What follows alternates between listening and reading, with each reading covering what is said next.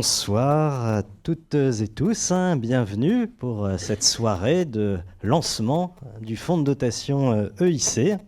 C'est une grande joie en tout cas de vous accueillir ce soir pour cette soirée parce que c'est un moment important qui marque le début d'une nouvelle aventure collective au service d'une mission essentielle: réinventer l'éducation et renforcer les liens entre d'un côté l'école et de l'autre l'entreprise et de l'autre la société au sens large. Depuis plus de 135 ans, l'EIC est un acteur majeur de l'éducation sur ce territoire, ici de Tourcoing, mais toujours en mouvement, toujours tourné vers l'avenir. Et aujourd'hui, avec ce fonds de dotation, nous voulons aller encore plus loin. Favoriser l'innovation pédagogique, soutenir les initiatives audacieuses et surtout faire de l'éducation un projet partagé. Et donc ça va être le programme de ce soir et sans plus tarder, voilà, on va rentrer dans le vif du sujet avec le discours de Monsieur le Président du Fonds de dotation EIC, Monsieur Samuel Azalo. Voilà, vous pouvez l'applaudir. Bienvenue, Samuel. Bonsoir à toutes et à tous, bienvenue ici. C'est avec une immense joie et une grande fierté que nous vous accueillons pour cette soirée du lancement du fonds de dotation. Votre présence nombreuse est une preuve flagrante de tout l'intérêt et de l'engagement que vous portez aux grandes causes de l'éducation et de la transmission. C'est aussi un grand plaisir pour nous de vous recevoir ici au Cube, ce tiers-lieu pédagogique innovant de l'ensemble scolaire EIC qui permet à environ 6200 élèves et apprenants de pouvoir venir tester et de découvrir de nouvelles compétences. Permettez-moi tout d'abord d'adresser mes plus sincères remerciements à toutes celles et à tous ceux qui, depuis maintenant un peu plus d'un an, ont œuvré et ont rendu possible la création de ce fonds de dotation. Grâce à leur énergie, leur engagement, leur vision, nous avons aujourd'hui un outil puissant pour soutenir des initiatives éducatives innovantes et porteuses d'avenir.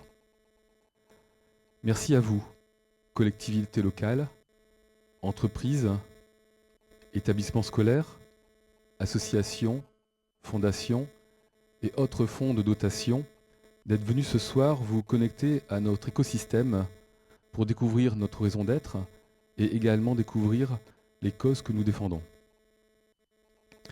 Notre mission consiste à renforcer et à soutenir la collaboration entre les acteurs de la communauté éducative, apprenants, écoles, familles, entreprises et territoires, afin de préparer les jeunes à s'épanouir dans un monde complexe, à bâtir un avenir qu'on leur souhaite très épanouissant, et aussi de leur donner toutes les clés pour qu'ils puissent eux-mêmes s'assurer de leur employabilité tout au long de leur vie.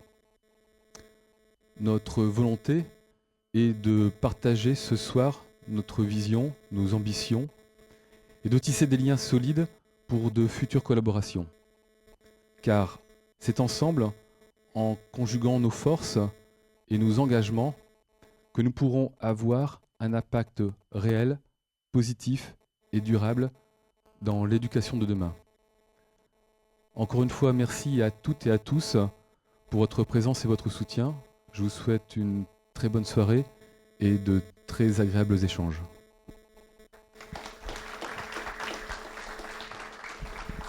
Merci, Monsieur le Président. On va enchaîner avec un discours à 3 voix, avec l'équipe vraiment opérationnelle de ce fonds de dotation. Donc je vais appeler Bertrand Lermite, responsable du Cube, David Verbruge, directeur des projets, Maëva Lemoal, chargée du fonds de dotation. Voilà, pour nous expliquer et nous donner un peu pourquoi ce fonds de dotation, ce qu'on appelle le discours de cause. Et donc voilà, je vous laisse la main pour nous expliquer ce discours de cause. Merci Chris. Ça marche ? Oui, ça marche. Merci Samuel pour ces quelques mots d'introduction. Donc effectivement, on va prendre quelques minutes ici pour vous présenter le fonds de dotation, c'est-à-dire sa mission, sa vision, ses projets et ses valeurs. Mais avant d'introduire les ambitions de ce fonds de dotation, prenons quelques minutes déjà pour poser un constat sur notre société. Alors peut-être que vous connaissez ces deux acronymes. Le premier est beaucoup plus connu, VUCA, qui existe déjà depuis de nombreuses années, qui décrit le monde dans lequel nous vivons. Dans lequel nous vivons, et on verra qu'il y a un autre acronyme qui apparaît après. Ce monde est décrit comme volatile, incertain, complexe et ambigu. Un autre acronyme est apparu et beaucoup plus récent, peut-être un peu moins connu, celui-là, apparu en plein Covid, BANI, qui ne décrit pas que le monde dans lequel nous vivons, mais aussi l'état de la population et le ressenti de la population. Et il signifie fragile, anxieux, non linéaire et incompréhensible. Et c'est dans cette société que nous devons former les jeunes de demain et leur permettre d'affronter les défis à venir. Toujours dans ce constat, on a choisi de vous présenter deux chiffres qui sont assez récents, avec les sources qui sont notées en bas de l'écran. Le premier chiffre, 81% des dirigeants d'entreprise pensent que l'enseignement des jeunes aujourd'hui n'est pas adapté ou peu adapté aux réalités du monde du travail. Il y a un autre chiffre, 72% des jeunes se déclarent optimistes face à leur avenir. Alors d'après vous, est-ce que ces deux chiffres s'opposent ? Sont-ils contradictoires ? Eh bien pour nous, ils sont source d'opportunités.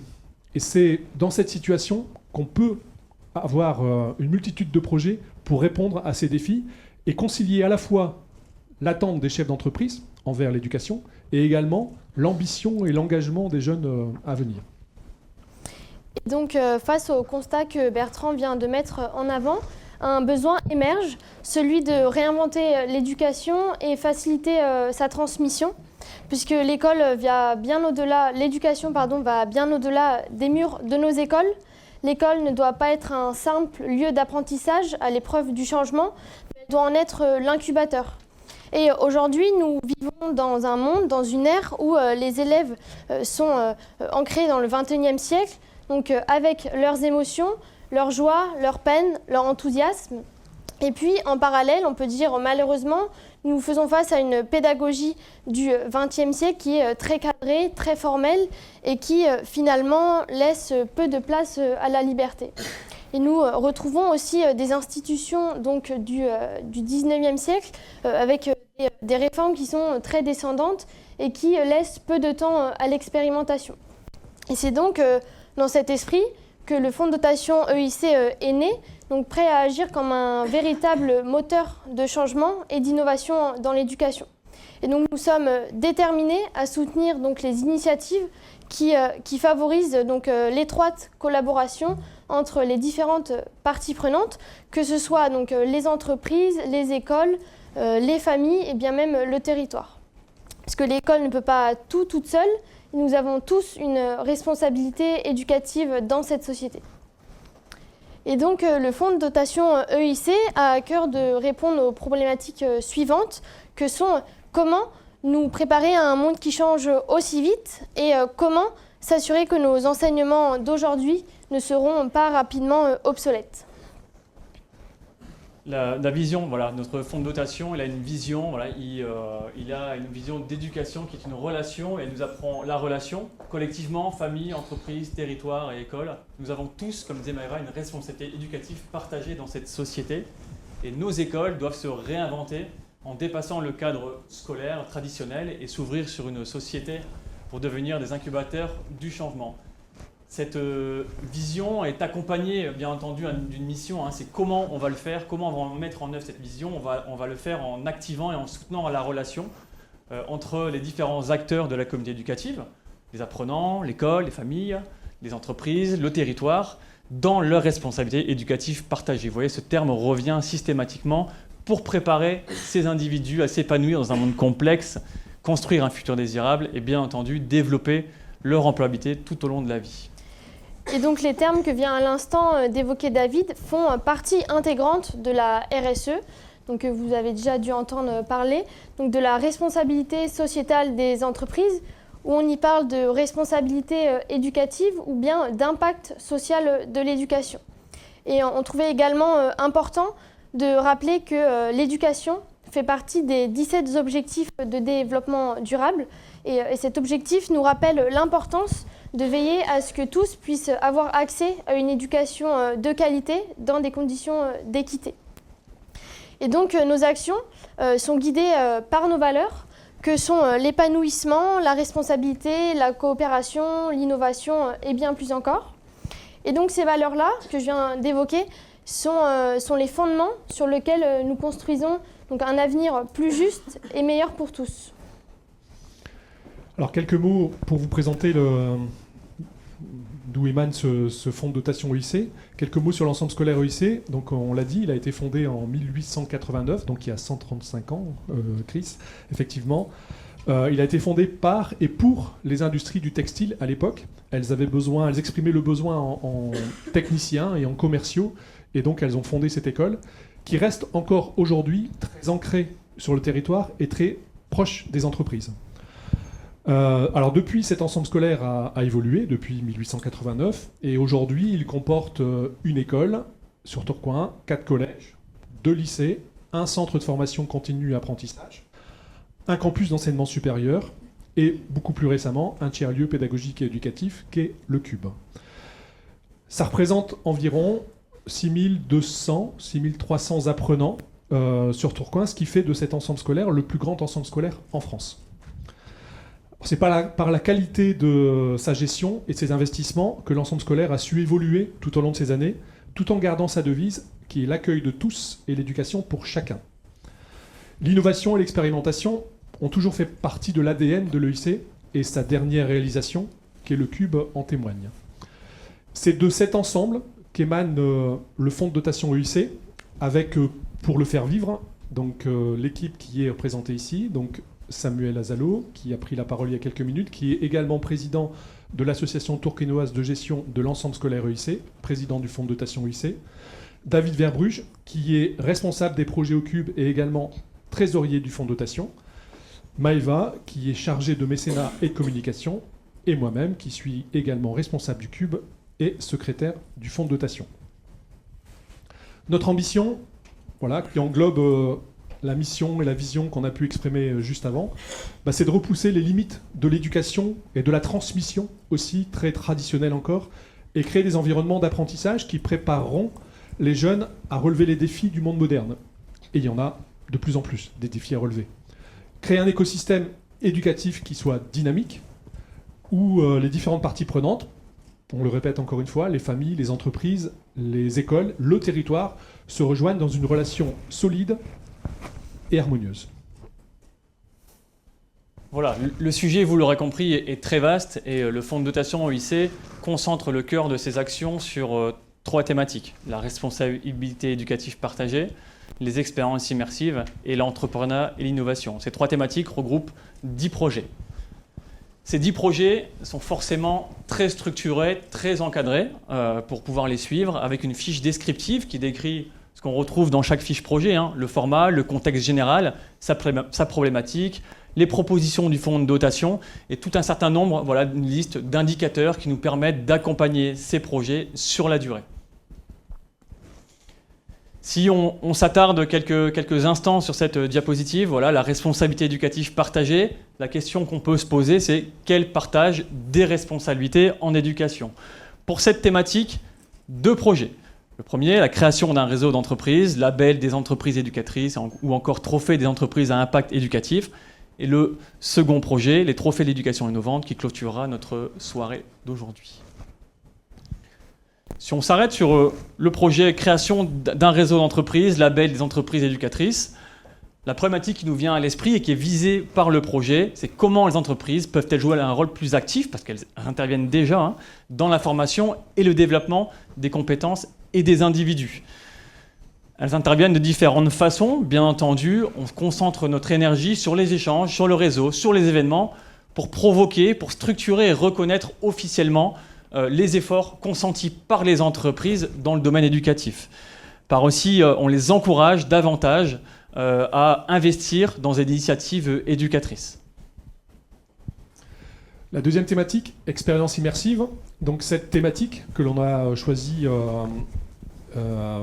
permettra aux futurs élèves et aux jeunes, et aux moins jeunes aussi, de développer des compétences transversales. On sait, on entend beaucoup que ces compétences sont aujourd'hui indispensables, essentielles pour faire face aux défis de demain. On pourra, durant la table ronde, en parler un peu. Et en développant ces compétences transversales, on pourra développer 3 capacités qui deviennent essentielles dans ce monde aujourd'hui. C'est d'apprendre à apprendre, apprendre tout au long de la vie, d'apprendre à explorer et d'apprendre à expérimenter. Voilà, c'est 3 choses qui deviennent de plus en plus essentielles et qui sont assez stables et très demandées. Et pour ça, on a dans cette thématique imaginé 3 projets. Le premier, c'est la conception d'un parcours d'éducation à l'orientation qui s'appelle Propulse. 2 mots sur ce projet. C'est celui qui est le plus mature, qui a derrière lui 2 à 3 ans de réflexion et 1 an d'expérimentation avec un nombre d'élèves assez important et qui est prêt à passer à l'échelle. Voilà, donc il est prêt à être essaimé et à être partagé sur l'ensemble du territoire, puisqu'il est déjà bien expérimenté. Et d'ailleurs, on a lancé depuis lundi, Maïva, depuis lundi, une campagne de financement participatif sur Ulule qui permettra d'accompagner ce financement.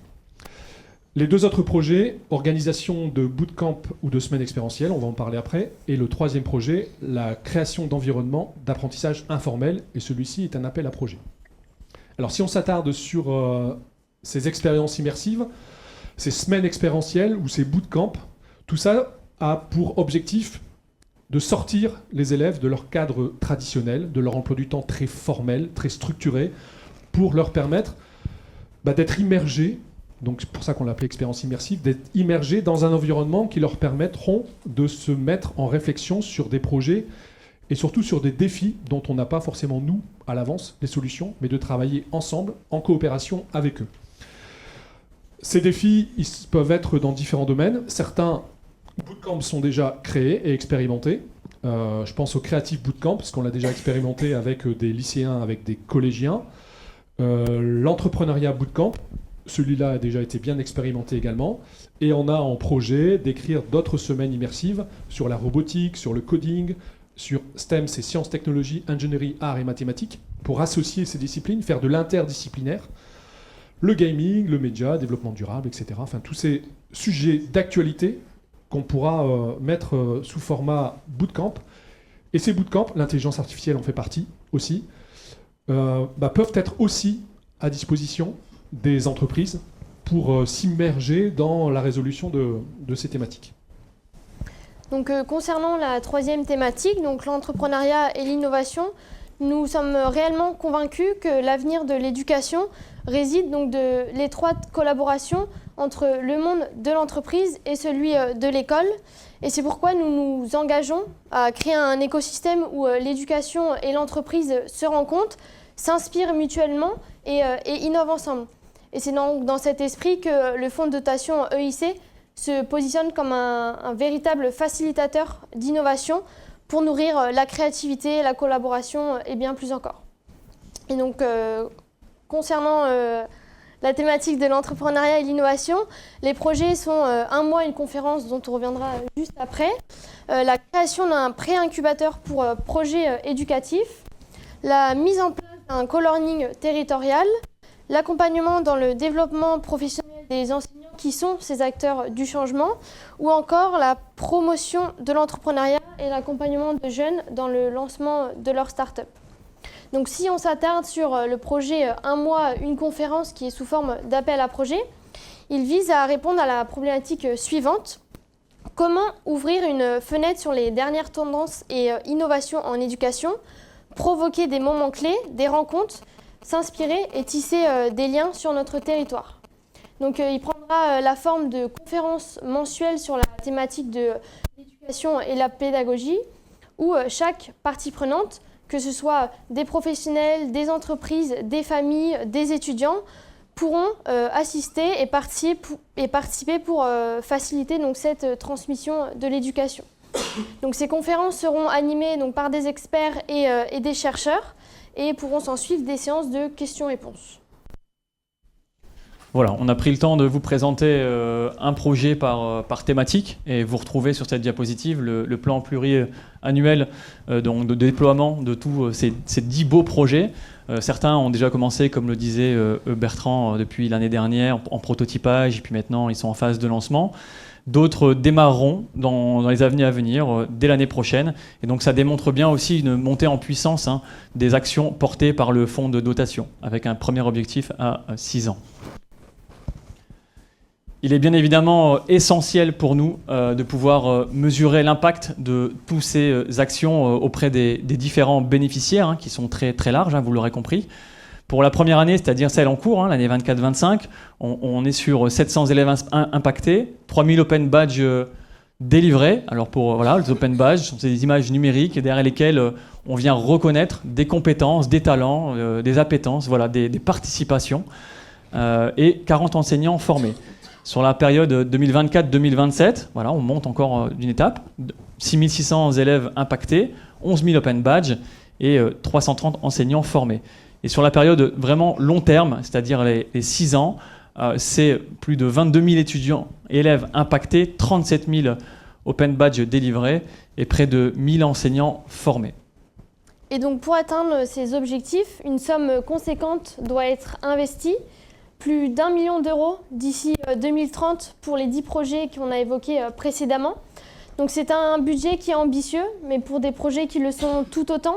Et on a vraiment à cœur d'investir donc dans des ressources de qualité pour permettre justement l'accès à un avenir meilleur pour tous. Et aussi, on voulait rappeler l'importance et notifier que le fonds de dotation EIC peut émettre des reçus fiscaux parce qu'il est reconnu d'utilité publique. C'est-à-dire que toute personne, tout mécène, tout particulier qui souhaite soutenir le fonds de dotation EIC bénéficiera d'une réduction d'impôt. Voilà, pour conclure cette présentation, si on revient sur les 2 chiffres qu'on vous a donnés en constat et en introduction, ces 2 chiffres, on a essayé de vous expliquer qu'ils n'étaient pas contradictoires, mais au contraire source de beaucoup d'opportunités, de beaucoup de projets. On s'est concentré sur 3 thématiques dans lesquelles il y a 10 projets.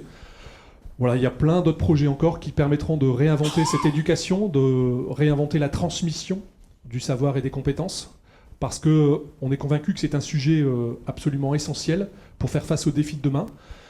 Donc le fonds de dotation va structurer ces projets, va permettre de les structurer et aussi, surtout, de les essaimer sur l'ensemble du territoire et plus au-delà, j'espère. Donc ce qu'on propose avec le fonds de dotation, c'est d'être à l'origine d'un mouvement, d'être un acteur éducatif du territoire, reconnu par les labels qu'on a pu exprimer après, et de soutenir cette innovation. Voilà, merci.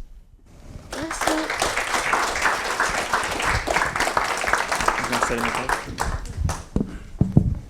Alors on va installer la table ronde. Donc on a la chance d'avoir des intervenants aussi de qualité pour aussi témoigner concrètement sur ce fonds de dotation. En attendant, peut-être je vais organiser un petit jeu parce que j'ai ramené des manifestes pour la responsabilité éducative des entreprises, qui est un livre qui a été édité par Vers le Haut. Vers le Haut, c'est un think tank dans l'éducation qui a justement travaillé sur ce lien école-entreprise et qui a écrit un manifeste pour justement engager les entreprises dans leur responsabilité éducative. Et donc, ils seront là demain, parce que le forum EIC continue demain. Et donc, je vais faire un petit jeu pour voir si vous avez bien compris. Et le but, c'est de gagner les différents livres. Alors, la première question que j'avais, c'est les 2 acronymes que Bertrand nous a donnés au début. C'est lesquels? Alors, levez la main pour ceux qui savent. Allez, alors ici... VUCA banni, exactement. Voilà, vous avez le premier, vous pouvez l'applaudir. Alors ensuite, deuxième question. Quand a été bâti l'EIC, en tout cas ici, vous avez levé la main. Oui, c'est ça. Bravo. 889, donc 135 ans à peu près. Deuxième question. Combien il y a d'objectifs du développement durable? Pardon, combien? 17, exactement. Voilà, merci. Donc effectivement, l'éducation est le quatrième objectif du développement durable de l'ONU. Alors ensuite, qu'est-ce que j'ai comme petite question qui pourrait vous intéresser? Quel est le nom du label que veut construire l'EIC dans sa première dimension, responsabilité éducative partagée? Le label... Non. Non, pas des badges. Alors, label des entreprises. Non, pas innovant.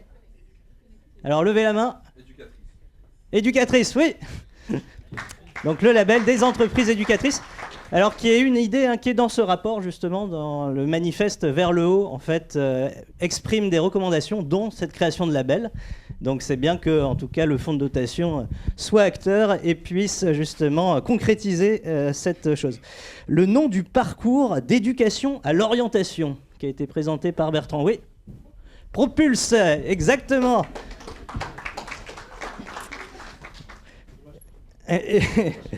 Et puis, voilà, après je garde quand même quelques livres pour ceux qui le souhaitent.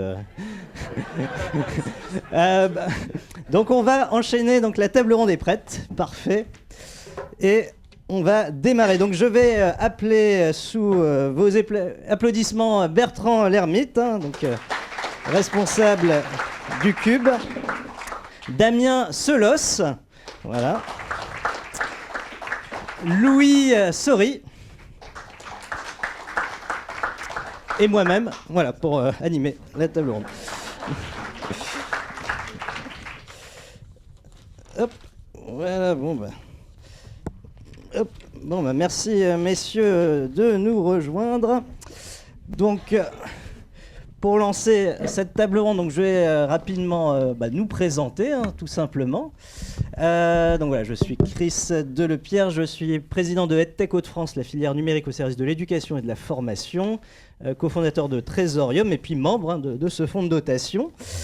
Bertrand Lermite, on ne te présente plus, Bertrand. Voilà, l'initiative de ce super espace. Et tes fonctions à l'EIC, qu'est-ce que c'est ? Alors, je suis arrivé à l'EIC il y a déjà très très longtemps, alors pas il y a 135 ans, non. En 93, enseignant en sciences de l'ingénieur. Depuis 2009, directeur délégué aux formations pour le lycée EIC. Et depuis 2020, également responsable du Cube. Et voilà, secrétaire du fonds de dotation. Super, merci. À ta gauche, tu as Louis Saury. Donc Louis, tu es avocat d'affaires au barreau de Paris, fondateur du cabinet Sauris Avocats, spécialisé en private equity and M&A. Ça veut dire quoi, M&A ? On fait des transactions d'entreprise. Donc c'est tout ce qui est private equity, c'est opération d'investissement. Et on fait des transactions d'entreprise pour des clients qui soit vendent, soit achètent des entreprises en France et partout dans le monde. Ok, tu es surtout ancien élève de l'EIC. Exactement. Et mécène du fonds de dotation. Aussi. Donc tu reviens aujourd'hui en tout cas pour nous témoigner de ton expérience et puis expliquer pourquoi le mécénat peut être un levier essentiel pour soutenir et développer des projets à fort impact éducatif. Donc bienvenue Louis, merci pour ta présence. Merci. Et puis à ta gauche, il y a Damien Selos, également ancien élève. Ancien élève aussi, oui. 1988. 88, bac B. La fidélité dans la durée. Tu as été donc... voilà, tu es engagé. Actuellement, tu travailles sur des sujets liés aux data, si je ne m'abuse. Oui, j'accompagne une des banques de Cofidis dans son intégration des outils d'intelligence artificielle générative et pour aider à aller à faire des collaborateurs augmentés. Parfait, bienvenue. Alors peut-être première question que je vous donne. L'éducation est une relation, elle nous apprend la relation. Voilà, pourquoi ce slogan, Bertrand ? Est-ce que tu peux nous l'expliquer ? Oui. Alors peut-être, si je peux reprendre un peu l'origine de cette phrase, c'est d'abord un constat. C'est que l'éducation est traditionnellement très descendante, avec des enseignants qui transmettent leurs compétences et leurs savoirs, les élèves qui les assimilent. Voilà, ça paraît comme ça un peu simpliste, mais globalement, c'est comme ça que fonctionne le système éducatif aujourd'hui, avec les générations précédentes qui enseignent aux nouvelles générations. Et donc, on a un système éducatif qui est assez tourné vers le passé, avec ce fonctionnement-là. Alors que les défis qu'on a à relever aujourd'hui sont des défis dont les générations précédentes ne connaissent pas les solutions. Donc voilà, ça c'est un premier constat. Le deuxième constat, c'est qu'on a aussi un système éducatif qui est très compétitif, où on souhaite que notre enfant soit dans la meilleure classe, avec les meilleurs profs, pour avoir les meilleures notes, avoir le meilleur diplôme, ensuite faire la meilleure prépa, la meilleure école, pour avoir le meilleur métier, dans la meilleure entreprise, le meilleur salaire, et ensuite être les meilleurs parents pour mettre nos enfants dans les meilleures écoles, etc. Donc on voit qu'il y a une très très très grande inertie dans ce système éducatif qui est très compétitif. Alors qu'on aurait besoin d'un système éducatif qui soit très coopératif pour faire face aux défis de demain. Et donc, voilà, c'est pas en numérisant et en changeant les infrastructures qu'on va réussir à changer ça. Donc il y a différents leviers. Le premier levier, c'est... alors il y en a peut-être d'autres, mais en tout cas les trois que nous, on a identifiés. Le premier levier, c'est de faciliter l'expérimentation, l'agilité dans les établissements et ne pas attendre que les réformes nous viennent du ministère ou des ministres, à tel point qu'il y a tellement de successions de ministres et de réformes qu'on en est dans les établissements quelquefois à entendre on fait rien, on va attendre la prochaine réforme. Donc voilà, il y a ce côté-là un peu dramatique. Donc premier levier, avoir de l'agilité sur le terrain, sur le territoire, dans les établissements. Le deuxième levier, c'est certainement de faciliter l'interdisciplinarité et l'intergénérationnel. Parce que c'est aussi une des problématiques du système éducatif, c'est que les élèves sont ensemble pour apprendre la même chose en même temps, au même moment, parce qu'ils ont le même âge. Et donc, il n'y a pas du tout d'interdisciplinarité, il n'y a pas du tout d'intergénérationnel, alors qu'on sait aussi que pour répondre à des défis comme ne serait-ce que l'urgence climatique, c'est pas juste un problème de mathématiques, c'est pas juste un problème d'histoire-géographie, c'est pas juste un problème de sciences, c'est un problème qui englobe toutes ces disciplines. Donc il faut réussir à travailler cette interdisciplinarité. Et le troisième levier, c'est d'être ouvert sur le territoire, parce que l'école ne peut pas tout toute seule, et donc il faut absolument qu'il y ait une relation qui s'installe, et j'y arrive à cette relation. Voilà. Donc, et tout ça, c'est très complexe, parce que à cause de cette inertie qui est en place dans le système éducatif, cette inertie, elle rejaillit aussi chez les enseignants. Et c'est très difficile, mais parce que le système est comme ça, les enseignants n'y sont pour rien, de changer de posture chez les enseignants. Voilà. Alors, je lisais un livre il y a pas très longtemps qui s'appelle « À l'école des apprenants » de Marina Garcés, une philosophe espagnole, qui disait que la question est mal posée. La question comment éduquer n'est pas la bonne. Parce que quand on pose la question comment éduquer, on a implicitement qu'un seul point de vue, qui est celui de l'éducateur, ou de l'enseignant, ou du système éducatif. Et on n'a que ce point de vue-là. Comme si l'éducation était une action sur un objet, qui est l'élève, l'étudiant ou l'apprenti. Comme si l'éducation était une bataille de réforme, ou comme si l'éducation était une mesure de performance ou une comparatif entre les pays, PISA, alors que l'éducation est une relation. Et qu'il faut absolument qu'on facilite cette relation. Donc dans son livre, elle dit simplement que plutôt que de dire comment éduquer, il faut poser la question comment veut-on être éduqué tout au long de la vie. Et quand on pose la question de cette manière-là, implicitement, on change de posture et on est tous ensemble les uns à côté des autres pour répondre à cette question. D'où la phrase « l'éducation est une relation ». Voilà. Merci pour cette explication. Alors c'est vrai que déjà en 2001, lors des assises de l'enseignement catholique, en France, on parlait déjà de passer de l'école Citadelle à l'école Carrefour. Alors justement, le CUP, c'est un carrefour. Louis Saury, ça fait quelques années que certainement tu es diplômé. Tu reviens ici. Qu'est-ce que ça fait de redécouvrir le collège, le lycée transformé et finalement, voilà, qu'est-ce qui t'a donné envie finalement de t'engager, de revenir t'engager ici? D'abord, merci pour m'inviter ce soir. Moi, j'ai toujours une émotion quand je reviens ici parce que, au fond, une grande partie de ma carrière professionnelle s'est jouée ici. J'étais en première. C'était dans les salles. Alors, il n'y avait pas le cube à l'époque. C'est très sympa d'ailleurs. J'aurais aimé être dans cet environnement, mais c'était déjà pas mal à l'époque. Et je me rappelle, c'était dans une classe au 2e étage du bâtiment en face, une réunion parents-prof. Alors, en première, quand j'avais des réunions parents-prof, j'étais un peu paniqué. Et j'ai une prof qui a regardé ma mère dans les yeux et qui lui a dit « Je le verrais bien avocat ». Alors que j'avais jamais exprimé par avant cette volonté d'être avocat. Je savais même pas ce que c'était d'ailleurs que d'être avocat. Et c'est cette phrase, cette conviction, cette inspiration qu'a eu ce professeur d'économie qui s'appelait Madame Roy, qui a en grande partie changé ma vie. Et elle m'a donné une confiance que je ne sais pas d'où elle venait, je ne sais pas comment elle a pu savoir qu'en moi, j'avais cette flamme pour le métier d'avocat que je ne connaissais pas. Mais en tout cas, probablement qu'elle avait décelé en moi quelques qualités pour le devenir. Et donc, c'est justement ce que tu disais, Bertrand, sur la relation qui doit être mise en place. Et du coup, c'est une raison très personnelle qui fait qu'aujourd'hui, je suis mécène pour le fonds de dotation de l'EIC. C'est parce que j'ai eu l'expérience personnelle que la relation entre éducation, monde professionnel et une relation forte avec les professeurs qui sont très impliqués dans leur métier, dans la connaissance de leurs étudiants, peut changer des parcours, peut changer des destins. Et c'est comme ça que je suis devenu avocat.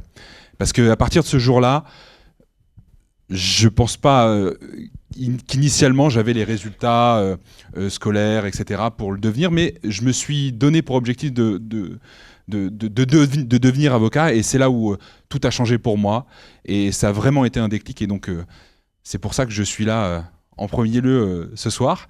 La deuxième chose, c'est une conviction, c'est que j'ai la conviction que l'éducation, c'est le levier probablement le plus important pour la transformation sociale et l'égalité des chances. On peut faire énormément de choses, mais je pense que véritablement ça se passe au niveau de l'éducation, dans la façon dont on s'adresse aux plus jeunes, dans la façon dont on leur donne confiance, la façon dont on leur dit que c'est possible aussi pour eux, la façon dont on leur explique que la voie est ouverte aussi pour eux sur plein de thématiques, en justement allant chercher chez les jeunes étudiants, chez les lycéens, les petites qualités qu'ils ont chez elles et qui pourront coller à une vocation. Et ça, c'est un outil très important. Et par ailleurs, je pense qu'effectivement, investir dans l'éducation, c'est investir dans notre avenir collectif.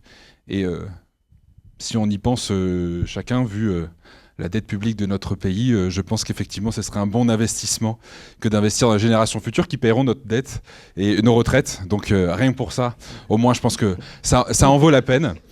Et donc voilà. Et puis voilà, je pense que oui, l'éducation est très importante et que il faut y déployer toute son énergie et beaucoup d'engagement. Donc ça, c'est pour moi les raisons. Voilà, donc une raison personnelle et puis une conviction très forte. Super, donc un investissement à long terme. Damien Selos, est-ce que tu as connu Madame Roy ? Alors non, moi j'avais Monsieur Masseuse comme prof. Voilà. Alors tu as décidé aussi de t'engager là comme ambassadeur du fonds de dotation EIC. Voilà, en quoi ça consiste et voilà pourquoi aussi ton engagement. Oui, alors je suis particulièrement sensible à essayer de construire un futur désirable. Donc j'ai eu l'occasion de mettre sur scène Bertrand pour TEDx Roubaix sur ce sujet. Et la construction de futurs désirables, j'ai envie de donner envie, en fait. Voilà. Donc, et dans tout ça, il y a beaucoup de choses qui ont été dites tout à l'heure et qui font énormément écho aux convictions que je partage et à recréer en tout cas cette conviction que il faut donner envie pour pouvoir y aller et que donner un futur, donner des raisons d'espérer dans ce futur désirable est quand même la première des valeurs à se mettre en œuvre et à se mettre en route. Une partie des choses qui ont fait de moi ce que je suis aujourd'hui ont été faites de l'autre côté de la route ici. Moi aussi, j'ai eu cette expérience de quelqu'un qui m'a dit « Bah non, pourquoi tu ferais pas B plutôt que G2 ?» C'est vrai, pourquoi pas. Et donc, à part cette expérience personnelle, la raison pour laquelle je m'engage, et là c'est plus pour les liens que je peux avoir avec cet écosystème de l'innovation et cet écosystème des entreprises qui sont ici autour, pour faire connaître et découvrir tout ce lieu ici, toutes les personnes qui le composent et maintenant les programmes qui vont s'y trouver. Donc il y a ces 3 étages, enfin il y en a plus que ça bien sûr, mais j'ai eu la chance de voir les travaux se terminer ici, de voir les choses s'implanter, s'y développer, de faire venir même des événements ici qui s'y sont déroulés avec un beau succès. Je suis persuadé que ces 3 ingrédients, le lieu, les personnes qui le composent et maintenant les programmes qui ont été proposés vont être de nature à faire venir les entreprises pour s'intéresser à tout ça. Elles ont beaucoup de raisons, les entreprises, de s'intéresser à ce qui se passe ici. L'une d'entre elles réside dans la statistique que tu mettais tout à l'heure, Bertrand. 81% des chefs d'entreprise, si de mémoire, disent que les jeunes ne sont pas préparés au monde. Moi, j'ai envie de leur demander à ces entreprises, êtes-vous vraiment préparés à recevoir les jeunes qui sont préparés pour venir chez vous? Donc, la question peut s'inverser. Et je pense notamment que les entreprises ont beaucoup à apprendre de ce qui se forme ici, de ceux qui se forment ici et des matières qui sont enseignées. Et puis aussi de cette relation dont tu parles, Bertrand. Alors, dans une conception très ancienne, je le sais, il y avait une compétence, on formait pour des compétences et on se disait, ça y est, je suis formé pour le reste de ma vie. Tout va bien, j'ai des compétences. Aujourd'hui, on sait que ces compétences, elles sont à durée limitée et que la durée même de validité de ces compétences a tendance à se réduire. Et s'il y a ma définition de la relation, c'est qu'aujourd'hui, on ne peut plus se passer de la relation avec des établissements comme ici, parce que si on s'en passe, c'est que les compétences deviennent obsolètes.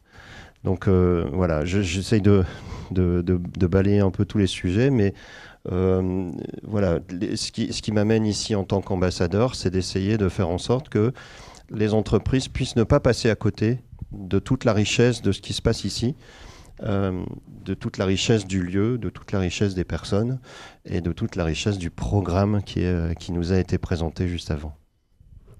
Merci Damien. Donc c'est vrai que le but, c'est de créer vraiment les conditions favorables à justement cette accélération, cette catalysation, je dirais, de ces transformations éducatives. Peut-être Bertrand, déjà, c'est quoi l'existant? Parce qu'on ne part pas de rien. Il y a déjà des entreprises qui viennent ici au Cube, il y a déjà des projets, tu l'avais aussi présenté en amont. Voilà. Oui, peut-être quelques mots sur le Cube, oui. Effectivement, le Cube, c'est bien plus qu'un lieu. En tout cas, à chaque fois, je le dis, ce n'est pas qu'un lieu, c'est un concept ou une philosophie éducative qui repose sur 3 piliers. Alors j'ai pu donner déjà les 3 piliers tout à l'heure, c'est bien l'expérimentation, l'agilité, la communauté d'apprentissage et l'ouverture sur le territoire. Voilà, ces 3 piliers sont essentiels et c'est ces 3 piliers qui constituent la relation. On peut aussi présenter le Cube d'une autre manière avec 2 fonctions. La première fonction, c'est d'être un laboratoire d'innovation pédagogique, d'expérimentation qui facilite le changement de posture indispensable, absolument nécessaire des enseignants. Et donc, voilà, quand ils viennent ici au Cube, il n'y a pas de cadre scolaire, il n'y a pas de sonnerie, on est dans un autre environnement. On peut être dans une posture avec les élèves différente. Il n'y a pas de bureau de prof, il n'y a pas d'estrade, comme on pouvait connaître dans les salles de classe. Enfin, c'est un environnement professionnel, la même chose qu'en entreprise, ce qui facilite, en tout cas, met les enseignants d'expérience dans ce changement de posture qui est indispensable. Et on a cette vocation de laboratoire puisque on essaye toujours de sensibiliser les enseignants et de les former à toutes ces évolutions de leur métier. Et donc ce qu'on est en train de vivre depuis hier et encore demain, c'est ce forum d'éducation à l'innovation pédagogique. Et dans ce forum, il y a plein de conférences, il y a 22 conférences, 104 ateliers différents qui permettent aux enseignants d'être sensibilisés à des sujets hyper importants comme l'intelligence artificielle dans l'éducation. On a fait une table ronde tout à l'heure ici avec Chris, toi en animateur, voilà, une table ronde exceptionnelle qui montre aux enseignants un peu cette sensibilisation indispensable qu'ils vont devoir avoir avec l'intelligence artificielle. Voilà, c'est ce côté laboratoire du cube d'innovation pédagogique. Et la deuxième fonction, c'est de faire tiers-lieu. Voilà, un tiers-lieu se définit pas par ce qu'il est, mais par ce que l'on en fait. Et donc ici, on essaye de faire tiers-lieu, c'est-à-dire de mettre en œuvre, de faciliter la mise en œuvre de cette fameuse responsabilité éducative partagée dont on a beaucoup parlé tout à l'heure. Et c'est là où les entreprises, les associations, les collectivités ici venir au cube pour incarner, prendre en œuvre cette responsabilité éducative. Ils peuvent venir aussi de manière individuelle ou de manière collective. Et donc c'est ce faire tiers-lieu qui facilite cette relation. Le cube, il n'est pas dans les établissements scolaires, il n'est pas dans les entreprises.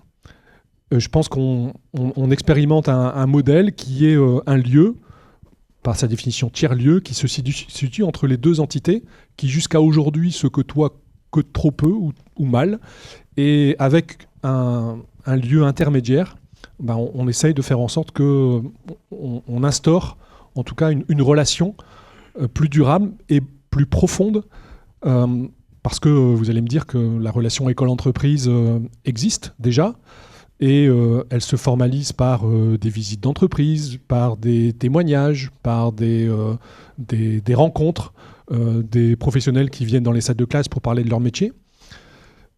C'est très bien, mais à mon sens pas suffisant aujourd'hui. C'est-à-dire que la relation doit être plus profonde, il faut qu'on construise une vie commune. Voilà, peut-être qu'en le disant comme ça, on est plus explicite. Une vie commune entre l'entreprise, le territoire et l'école. Parce que le territoire a un rôle à jouer aussi.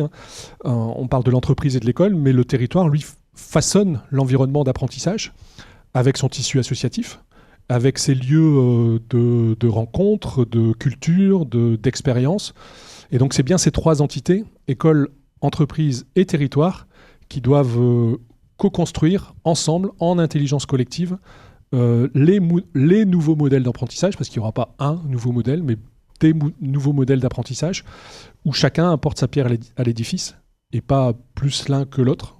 Voilà, donc ça c'est peut-être une utopie, mais en tout cas c'est ce qu'essaye de faire le cube. Et donc le fonds de dotation, lui, il a pour vocation, parce que effectivement le cube et le fonds de dotation, il y a une relation, mais le fonds de dotation a pour vocation à structurer. On voit que les projets du fonds présentés dans le fonds de dotation structurent un peu tout ce que fait le cube, permet de structurer et surtout d'étendre sur le territoire, parce que si on fait les choses que pour nous ici, c'est pas comme ça qu'on va réinventer l'éducation et la transmission, mais il faut absolument que ce soit transmis et que ce lieu d'expérimentation qu'est le cube, le fonds de dotation permette de structurer, de rendre ça disponible sur l'ensemble du territoire et d'essaimer ça partout ailleurs. Voilà. Oui, il y a eu un vrai travail que vous avez vu de structuration, de fiches, de planning, d'objectifs. Peut-être en tant qu'entrepreneur, Louis, quels sont peut-être les freins que tu identifies en tant qu'entreprise pour soutenir le modèle éducatif à l'heure actuelle? Comment les lever et comment le fonds de dotation peut justement aider à les lever, et comment peut-être mieux valoriser l'engagement des entreprises dans la formation des jeunes? Le premier frein que je vois, c'est peut-être que les entreprises ont une approche peut-être trop héroïste de l'investissement. Et qu'effectivement, alors héroïste, retour sur investissement, et que globalement, l'investissement dans un fonds de dotation, L'investissement dans l'éducation, effectivement, est un investissement où les résultats ne sont pas visibles tout de suite et qu'on est sur du long terme. Mais je pense pourtant que l'impact n'est pas moins important que certains autres investissements. Donc ça, c'est le premier point sur peut-être l'approche des entreprises. L'autre point que je vois, c'est peut-être une différence d'approche culturelle entre le monde de l'éducation et le monde de l'entreprise. Damien le disait tout à l'heure que effectivement, quand on posait la question aux entreprises si elles trouvaient que le système d'éducation était ou non adapté à ce dont ils avaient besoin, il fallait retourner la question pour se demander si finalement les entreprises étaient adaptées, etc. Donc j'ai l'impression qu'il y a quand même peut-être une incompréhension entre les deux, et que justement ce que vous êtes en train de faire aujourd'hui, ce que vous êtes en train de construire, permettra de résoudre ces incompréhensions qui, à mon sens, permettront de trouver des solutions à ces problématiques d'échange. Il y a aussi tout simplement des problèmes administratifs. Moi, j'ai la chance de pouvoir, à la rigueur, décider seul d'investir dans le fonds de dotation. Je sais que dans les plus grands groupes, c'est parfois compliqué, parce qu'il y a des budgets qui sont décidés annuellement pour tel ou tel projet, et que du coup, il faut arriver au bon moment, il faut avoir le bon créneau pour le conseil d'administration, il faut redoubler d'énergie, parce qu'effectivement, on l'aura proposé une fois, c'était pas le bon moment, il faudra le proposer au prochain trimestre. Il faut que la personne qui porte le projet trouve l'énergie, l'idée, qu'elle ait vraiment envie de porter le sujet. J'espère que pour ceux qui sont dans cette situation, on vous donnera l'envie de le faire, et beaucoup d'énergie pour pousser les portes et obtenir de vos conseils d'administration toutes les armes pour pouvoir déployer des budgets pour le fonds de dotation de l'EIC. Et donc voilà ce que je pense comme freins qui sont aujourd'hui ceux qui pourraient freiner l'investissement des entreprises dans les fonds de dotation. Maintenant, les solutions sont lesquelles ? Sont, comme on l'a dit tout à l'heure, c'est de créer du dialogue entre les entreprises et les établissements. C'est ce que vous faites aujourd'hui, c'est de créer des synergies entre les entreprises qui s'engagent dans un fonds de dotation aussi, parce que ça peut être très vertueux. On n'est pas seulement ici pour discuter du fonds de dotation de l'EIC, c'est aussi un moment de rencontre où des personnes se retrouvent derrière une idée, celle de l'éducation, celle du projet que vous portez, et qui partagent un certain nombre de valeurs et qui pourraient aussi se rencontrer. Donc ça, je crois beaucoup en ça, aux synergies que vous pouvez créer. Et il y a plein d'histoires aussi à raconter. Je vous parlais tout à l'heure de la mienne. Elle est parfaitement accessoire à ce qui se passe aujourd'hui, mais j'imagine que dans quelques temps, vous allez avoir des super parcours, je l'espère vraiment, des super témoignages de personnes qui seront passées par les filets du fonds de dotation, qui ont participé à vos programmes et qui auront des histoires incroyables à raconter. Je le dis avec quelques frissons, parce que je pense que ça, ce sont vraiment des expériences qui permettent d'engager les gens. Donc c'est avec ça aussi qu'on va réussir à mobiliser les personnes qui auront le pouvoir d'agir pour l'éducation. Et puis voilà, je pense que c'est déjà bien suffisant. Merci. Louis, Damien, tu travailles sur l'IA, sur la data, tu travailles également sur les communautés de pratique, si je ne m'abuse.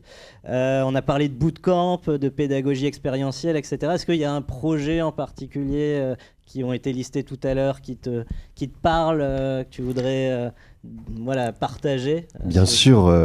Alors, l'expérience immersive, c'est à laquelle je suis particulièrement sensible, parce que c'est proche de la façon dont aujourd'hui, dans la mission pour laquelle je suis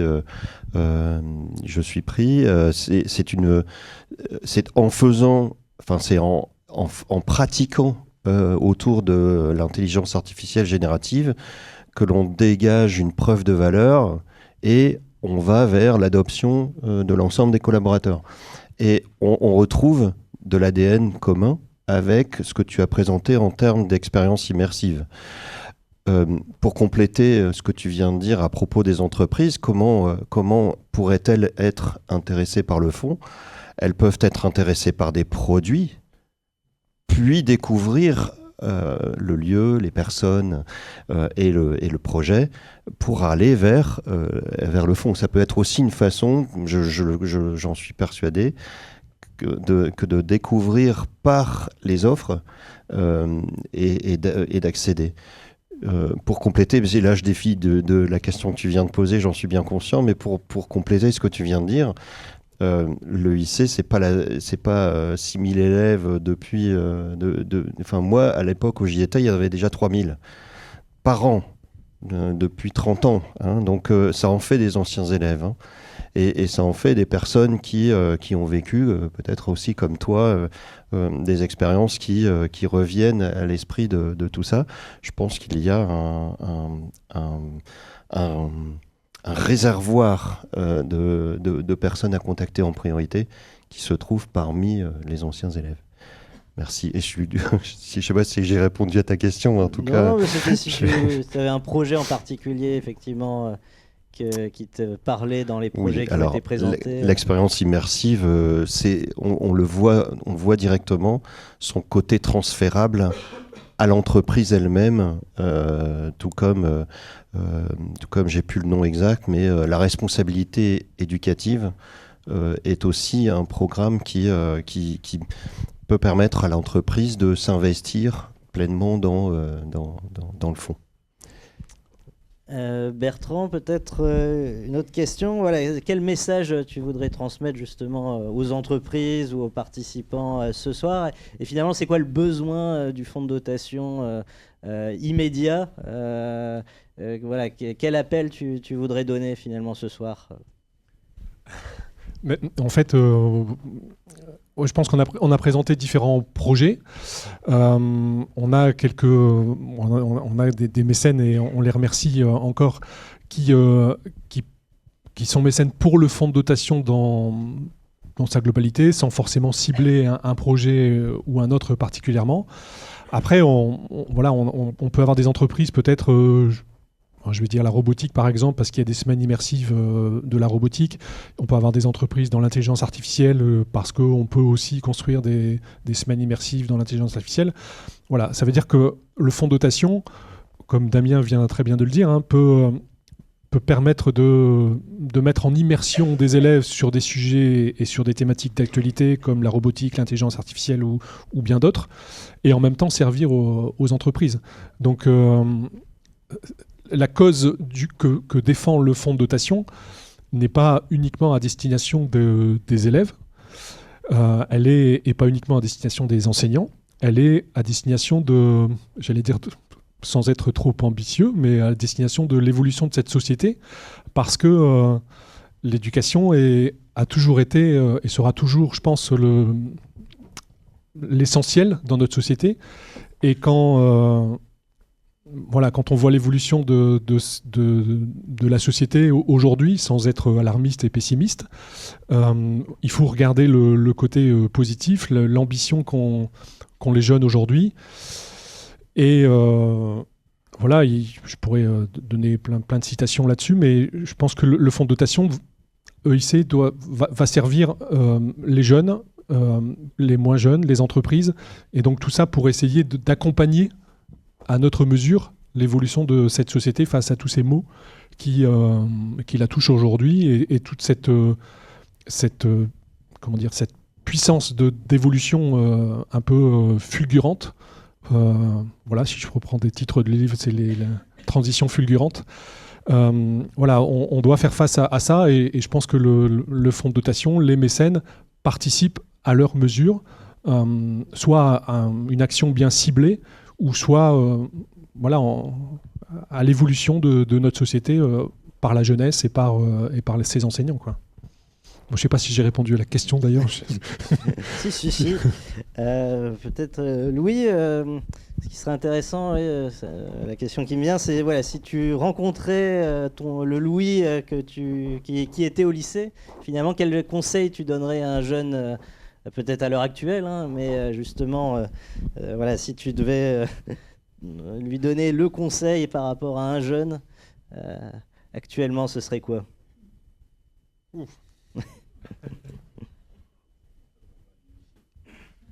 D'aller au cube?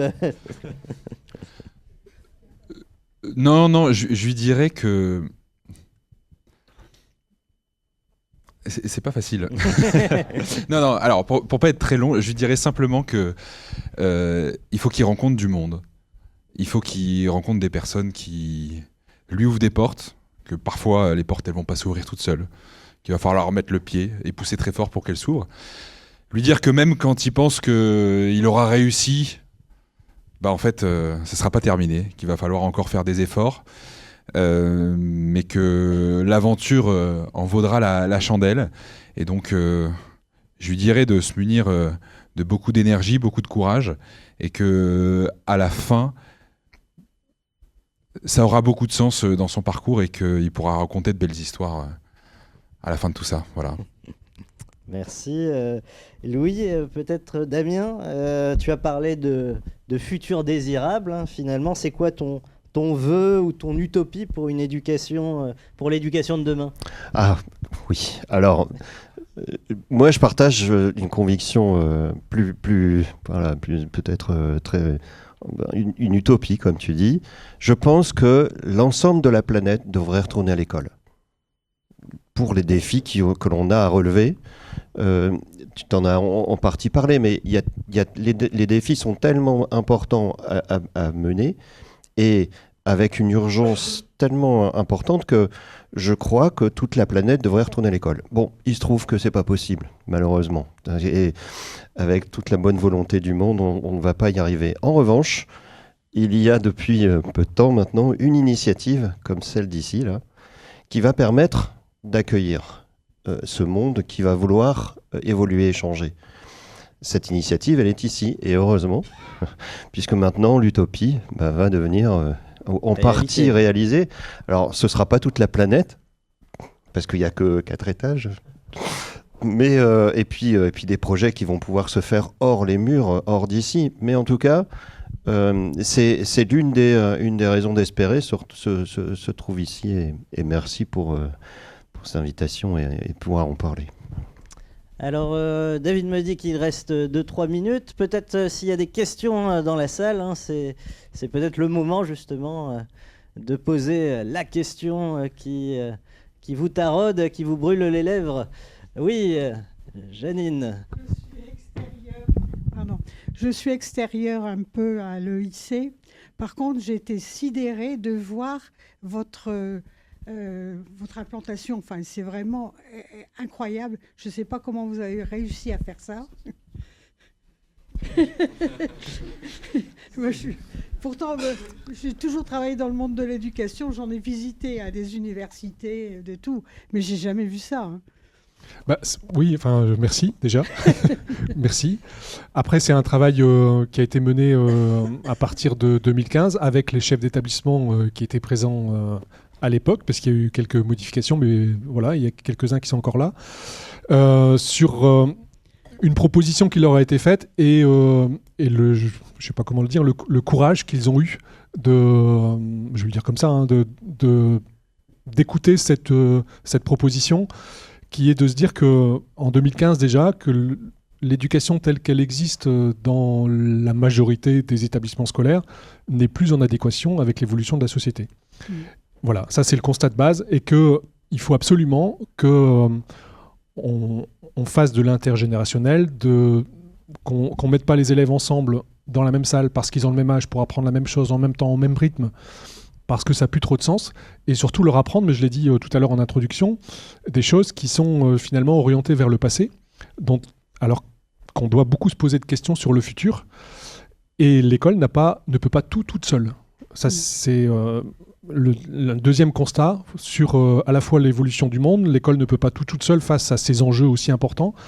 Et donc, les chefs d'établissement de l'époque et le président de l'ATG ont accepté qu'on fasse ce lieu qui soit un lieu de rencontre, d'expérimentation, de réflexion, de prise de risque Voilà, parce qu'il faut aussi apprendre les jeunes à prendre des risques et les enseignants aussi à enseigner des choses, ou en tout cas se mettre à côté des élèves pour répondre à des problématiques dont ils n'ont pas la réponse.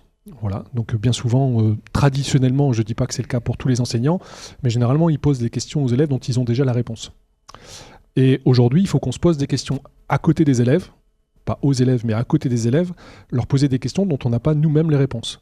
Et c'est comme ça qu'on va apprendre nos jeunes à réfléchir, à grandir et à résoudre les défis, je l'espère, qui arrivent vers nous. Donc il fallait un lieu emblématique et comme je dis, l'école ne peut pas toute seule, il fallait un lieu qui soit aussi en capacité d'accueillir les entreprises, les associations, les collectivités, etc. Donc quand on a fait le Cube au départ, on l'a fait pour qu'il puisse accueillir des écoles, des collèges, des lycées, sans distinction aucune. On n'accueille pas que le lycée, on accueille vraiment toutes les écoles privées, publiques de Tourcoing et plus encore. Et aussi accueillir les entreprises. Voilà. Et donc, sans le savoir au départ, on a fait un tiers-lieu, parce que moi, je savais à peine ce que c'était que la définition d'un tiers-lieu.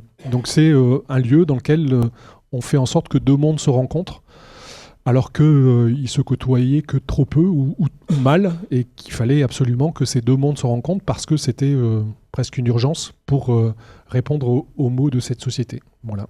Comment est né le Cube ? Grâce au chef d'établissement qui était présent à l'époque. Oui, tu veux rajouter ? Ouais, je vais rajouter un petit mot parce que Bertrand est très humble, parce que c'est effectivement un lieu. Mais en fait, à l'intérieur du lieu, il y a quand même une sacrée équipe. Et je dois le dire parce que, bon, moi j'ai quitté le nord de la France il y a bien longtemps, il y a presque, j'ai peur de dire des bêtises, et j'ai peur moi-même pour moi, j'ai quitté le nord il y a 10 ans, même plus. 15 ans, et ils sont venus me chercher quand même. Ils sont venus me chercher. Et donc, dans ce lieu, il y a une sacrée équipe qui s'est mobilisée. Et on a beaucoup parlé du projet, mais on a très peu parlé des personnes qui sont derrière tout ça. Je vois Samuel devant moi, Bertrand, tu es à côté de moi, David, Maëva, et vraiment, c'est eux qui ont porté ce projet, et Coralie aussi. Et c'est vrai que je vous ai vu aussi à Paris pour aller chercher des subventions, porter le projet. Alors parfois ça marchait, parfois difficilement, mais en fait vous n'êtes jamais arrêté d'aller chercher tout ça. Je vois que vous avez, au-delà de toute l'énergie que vous avez, une passion pour le projet que vous portez, et ça c'est très important. Et c'est aussi une réponse sur le premier point que tu m'avais posé, c'est pourquoi j'ai rejoint le fonds de dotation. C'est parce qu'ils sont venus me chercher et ils ont réussi à me convaincre. Et non seulement ils ont réussi à me convaincre, mais ils ont réussi à mettre de l'argent, mais aussi à m'engager. Donc, messieurs, mesdames, toutes mes félicitations, et je pense que tout le monde peut vous applaudir ce soir. Donc l'appel est lancé, hein, il ne reste plus qu'à dire oui, tout simplement.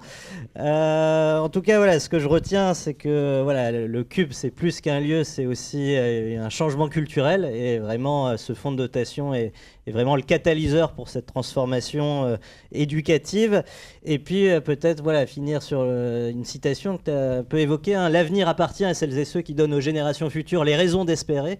C'était Teilhard de Chardin qui disait ça. Et dans ce monde complexe, voilà, je pense qu'on a une vraie réponse pragmatique.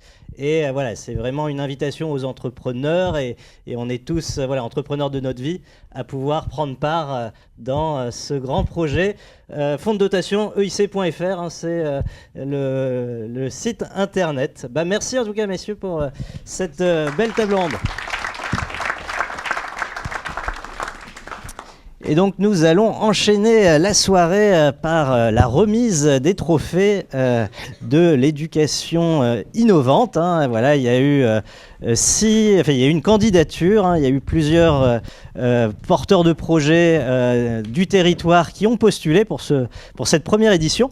Et voilà, il y a eu 4 projets retenus, hein, donc on va avoir l'occasion d'écouter. Donc David et Samuel vont pouvoir remettre ces différents prix. Merci Chris. Effectivement, on prend ce dernier petit temps sur cette présentation du fonds de dotation pour déjà remercier tous ceux qui ont candidaté à cet appel à projet. puisque c'était, vous l'avez vu dans les différents projets qui sont portés par le fonds de dotation, il y a 3 projets qui sont en appel à projet. Et le trophée de l'éducation innovante, c'est le premier, celui qu'on lance. On en lancera d'autres les années prochaines. Et donc on a eu des réponses. On a bien entendu donné ces dossiers entre de bonnes mains d'un jury extérieur, pour pas qu'il y ait bien sûr qu'il y ait une impartialité la plus totale. Et donc le jury s'est positionné sur 4 projets. Comment va se dérouler les quelques minutes qui vont suivre? Je vais appeler le premier projet, je vais leur laisser la parole, quelques minutes pour présenter les grands axes du projet, et puis après on appellera les suivants. Donc le premier projet qui a été retenu pour cette soirée de lancement des trophées d'éducation innovante, bien entendu, qui récompense les projets à initiative de la part des communautés éducatives, tout ce qui se fait, parce qu'on sait qu'il y a beaucoup de choses qui se font dans les salles de classe, mais malheureusement qui ne sont pas connues des autres, et c'est bien l'objectif de ce trophée, c'est de partager toutes ces initiatives, tout ce que font les enseignants dans leur salle de classe, dans leur laboratoire, pour faire connaître sur le territoire et pour faire des petits, pour essaimer. Et puis, bien entendu, avec toujours cette notion de transmission. On l'a beaucoup utilisé, ce mot transmission, pendant la soirée. Donc, on va appeler avec Samuel le premier lauréat, qui sont les ingénieux.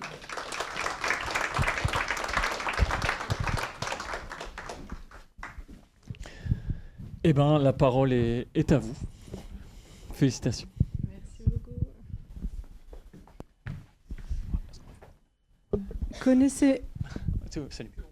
Connaissez-vous les sections musique-études ou sport-études? Alors, en cherchant l'équivalent dans la pratique manuelle, j'ai réalisé qu'il n'y avait rien en voie générale. Il semblerait qu'en France, la pratique manuelle soit exclusivement réservée à des jeunes dits en décrochage scolaire. Mais alors, est-ce qu'il faut être en difficulté pour avoir le droit d'être intelligent de ses mains? Non. C'est pour cette raison qu'avec Vincent Brugman, mon associé, qui n'est pas là ce soir, nous avons créé l'association À deux mains, qui accompagne des établissements scolaires, primaires, collèges, lycées, à développer des sections manuelles d'excellence, 2 heures par semaine, dans l'emploi du temps, intégrées au bulletin scolaire, au même titre que les autres matières fondamentales. Pour permettre à tous les jeunes, qu'ils soient bons ou mauvais, lents, rapides, de pouvoir apprendre ces savoir-faire d'excellence sans se sentir enfermés dans un métier. Alors, il y a aussi des vertus éducatives à utiliser ses mains. L'estime de soi, la confiance en soi, la dextérité, la patience, la minutie, le respect de la matière, mais aussi le respect de celui qui transmet et qui enseigne. Apprendre avec la matière, donc c'est pas seulement pour être un champion de la mécanique ou un champion de la charpente, c'est finalement pour apprendre à devenir quelqu'un. C'est peut-être ça aussi le rôle de l'éducation aujourd'hui. On a créé la structure il y a 7 mois. Ce sont 250 collégiens partout en France aujourd'hui qui se forment à la mécanique, à la robotique, au maraîchage, à la menuiserie, à la couture, à la broderie, à la maroquinerie. Et grâce à vous, on va pouvoir ouvrir de nouvelles sections manuelles dans la région, notamment dans les mêmes thématiques, mais aussi en aéromodélisme, en construction, en horticulture. Donc ça, c'est grâce à vous, merci. Mais c'est aussi grâce à Nicolas. Alors, bonjour, donc c'est Nicolas, donc je suis l'enseignant qui intervient donc sur la section manuelle à Sainte-Marie-Péranchy, donc les ingénieux. Et donc dans le collège, on propose déjà depuis plusieurs années des clubs le midi, donc que ce soit le club robotique, le chant, la chorale bien sûr, le sport, mais également un club nature, l'apprentissage de la langue des signes, les arts martiaux, des arts créatifs, et donc un certain nombre de propositions. On a une vingtaine sur la semaine en tout. Et c'est vrai que la proposition de À deux mains nous a tout de suite intéressés parce que ça correspond à certaines convictions, à savoir que l'on apprend mieux et on comprend mieux avec les mains et en manipulant. Ça, c'était le premier point. Le deuxième point, c'est que quand un jeune participe à un projet de A à Z, ça renforce aussi sa confiance en lui. On a également toutes les compétences sociales, notamment avec le travail d'équipe, qui sont aujourd'hui essentielles. Et également sur la construction du projet d'orientation, c'est en allant à la découverte des entreprises, des centres de formation, des établissements, que le jeune il va pouvoir réellement se faire une image et construire son projet par la suite. Alors concrètement, comment ça se passe au collège? Donc on l'a dit, c'est 2 heures dans l'emploi du temps hebdomadaire. C'est 3 modules dans l'année de 10 heures. Donc en mécanique, ils ont construit donc là une voiture radiocommandée. En robotique, ils ont des défis à relever, ils vont s'initier à la fabrication numérique. Et puis un module autour de tout ce qui est découverte de l'entreprise. Donc on a des visites d'entreprise, des visites d'établissement avec les élèves. Et puis surtout, c'est des ateliers qui sont encadrés par des professionnels et des passionnés. Donc on a un formateur en mécanique qui est venu sur ce premier module. Tony qui est président du club de modélisme de Verlinghem qui nous a accompagnés également. Et puis surtout, pour cette première année, c'était 24 élèves volontaires et motivés, de la 5e à la 3e. Et donc, quelques mots d'élèves que je vais partager avec vous. Donc, Antonin et Maxence qui ont déjà un projet pour la suite dans les mécaniques, le ferroviaire ou le BTP. Axel qui adore créer des choses et en découvrir de nouvelles. Victor qui, au bout de la 3e séance, a vu l'importance qu'il fallait s'organiser pour s'arriver à s'en sortir avec toutes les pièces de son véhicule. Noam et Isao qui avancent en même temps, comme ça ils peuvent s'entraider. Ninon qui est fière d'elle parce qu'elle est arrivée au bout bien qu'elle ait démonté et remonté son véhicule un certain nombre de fois. Elias qui a appris à lire un plan. Sydney qui termine toujours le premier mais qui se rend disponible pour aider ses camarades. Et donc en conclusion, c'est que ce projet, à la fois ça permet aux jeunes de découvrir des métiers, de l'industrie, de l'ingénierie, à travers vraiment des projets concrets. Et surtout, ça favorise leur engagement, leur autonomie. Et surtout, ça valorise le savoir-faire manuel. Voilà. Merci. Merci.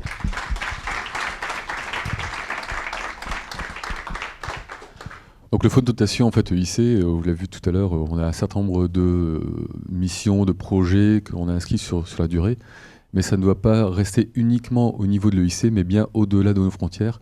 Et c'est pour ça qu'on est très content de vous remettre à la fois ce petit trophée signe de votre engagement dans l'innovation pédagogique. Voilà. Merci. Et également, on est très content de pouvoir également vous accompagner un peu financièrement pour continuer à développer ces projets aujourd'hui, demain, et nous faire partager également les nouveaux projets que vous allez pouvoir avoir à construire. Merci. Merci.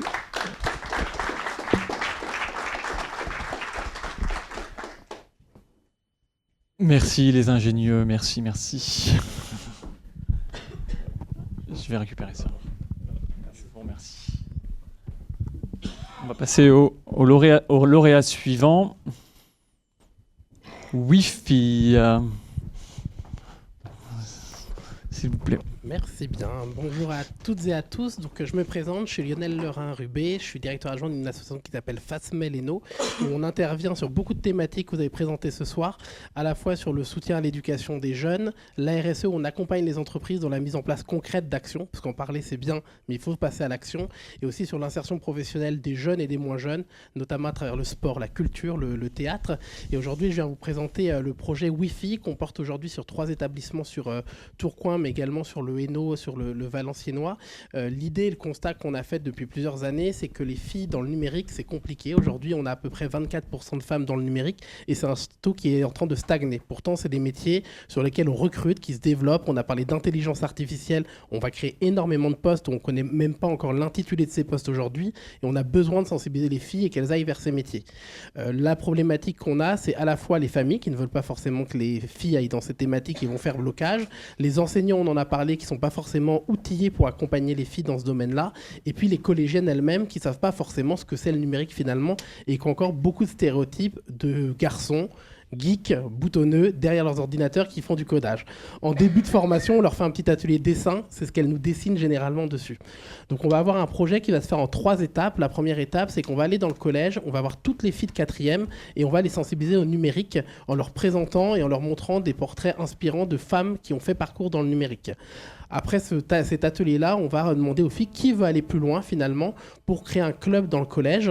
Donc généralement, on a un club d'entre 10 et 16 collégiennes qu'on va voir toutes les 2 semaines et avec qui on va faire des ateliers pédagogiques avec elles, jamais descendants. On n'est jamais debout à parler pendant 2 heures auprès d'elles. On va créer des jeux autour de l'algorithme. On a un tableau, un tapis qu'on met par terre pour leur montrer comment fonctionne un algorithme. On va travailler avec eux sur du stop motion. On va créer un petit site internet pour qu'elles découvrent le langage HTML. Elles vont pouvoir, là, on vient de récupérer des imprimantes 3D. C'est un peu notre étape numéro 2 qu'on va pouvoir utiliser. Tout ça, soit dans le collège, soit en extérieur aussi. On a déjà été accueillis au Cube pour des ateliers de doublage, par exemple. Et là, on va un peu plus loin après dans une deuxième phase, c'est qu'on les fait rencontrer des entreprises, à la fois des collaboratrices d'entreprises qui ont réussi dans le numérique et qui ont des parcours très différenciés, visiter l'environnement d'une entreprise, parce qu'en 4e, généralement, on n'est jamais rentré dans une entreprise, sauf celle de ses parents, peut-être, possiblement. Et on demande aussi aux collaboratrices qui nous accompagnent de venir dans le collège pour avoir la réalité de ce que c'est un collège aujourd'hui en 2024, c'est très différent d'un collège à un autre. Rien qu'en équipement numérique, il faut envoyer des filles et des garçons vers le numérique, mais aller dans une salle informatique aujourd'hui en établissement scolaire public, on n'est pas tout à fait sur les attendus pour justement bien les former. Donc on va utiliser les Fab Labs du territoire, on travaille beaucoup avec la pleine image pour faire des ateliers comme cela avec vous, ce qui nous permet de les monter en compétences et leur donner peut-être envie d'aller dans le numérique. Si elles n'ont pas envie, ça reste de l'orientation. Et pour celles qui le veulent, on les revoit en 3e sur une dernière phase qui est un stage collectif dans le cadre de leur stage de 3e qui est obligatoire, où là on part en entreprise. Donc on le fait aujourd'hui beaucoup avec le Keep Stadium à Tourcoing et avec GFI sur Lille. Et pendant ce stage, elles vont faire de la programmation pour notamment utiliser des coupeuses laser. Et puis là, on va rajouter nos imprimantes 3D dont je vous ai parlé. Donc on passe au niveau supérieur et on fait ce stage avec l'Université de Lille. Donc ce qui nous permet aussi d'avoir des doctorantes qui viennent témoigner pendant la semaine, accompagner le stage en coordination, en accompagnement.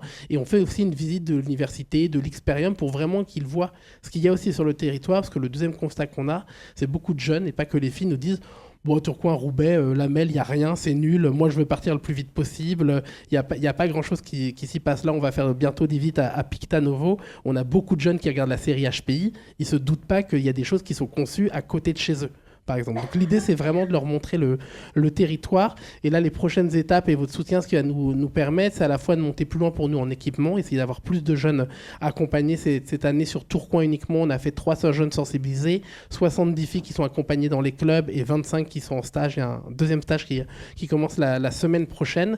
Et puis, on veut aussi mesurer, parce que la mesure d'impact, elle est importante pour savoir si ça fonctionne. C'est est-ce que les filles vont dans le numérique par la suite de notre accompagnement. Et là, on est en train de travailler avec le CNRS pour voir comment ils pourraient nous accompagner pour suivre les jeunes. Nous, on ne peut pas le faire dans notre quotidien. Une fois qu'on est parti du collège, du lycée, on part un petit peu partout, de voir comment eux peuvent continuer à les accompagner. Donc voilà un petit peu tout le projet qu'on accompagne. Et merci beaucoup pour le soutien et pour pouvoir continuer ce projet.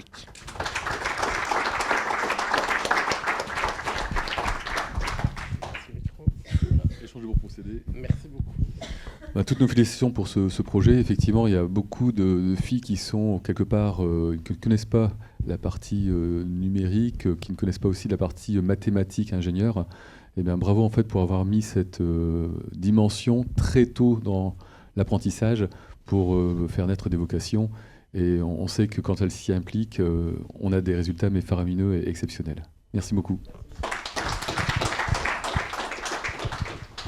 Merci. Le troisième lauréat, la Coniclass. Mesdames.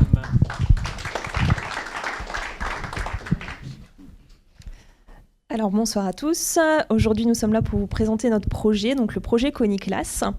Pourquoi ce projet ? C'est parce qu'on est parti d'un constat de départ.